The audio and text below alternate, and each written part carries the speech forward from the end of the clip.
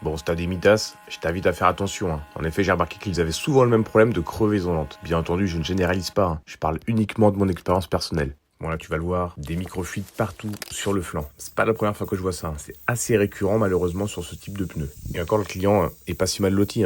Il a le HC70, gamme supérieure à la gamme AC. Pour faire simple, AC, c'est la gamme standard. C'est pour les tracteurs de moyenne puissance. C'est une carcasse classique. Ça nécessite des pressions de gonflage normales et adaptées. Ça a néanmoins une assez bonne polyvalence champ et route. Du coup, ça convient assez bien aux travaux agricoles standards. La gamme HC, pour Height Capacity, apporte une technologie un peu supérieure, notamment en termes de charge. Il permet de travailler à une pression un peu plus basse que la gamme AC pour exactement la même charge, ce qui amène du coup un meilleur confort. Bon, tu l'auras compris, c'est destiné à un usage un peu plus intensif quand même. Bon, regarde bien là.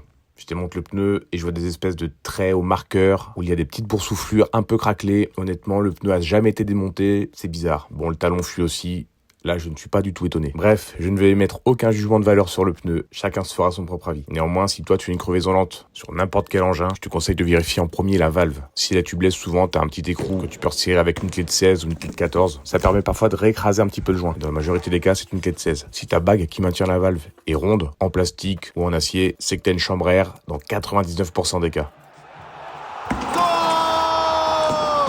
Ouais, bon, ok, c'est nul, mais bon, ça fait rire mes gosses. Ah, j'oubliais, il est possible que ce soit ton embout REO qui fuit. Tu regardes bien, il y a un petit joint torique en base, c'est parfois lui qui fout un petit peu la merde. Donc avant de faire quoi que ce soit, un petit peu d'eau et du liquide vaisselle, et tu verras si ça fuit. Je t'invite même à le faire sur quelques-uns de tes engins. Je suis quasiment sûr qu'il y en a moins une qui fuit. Allez, salut.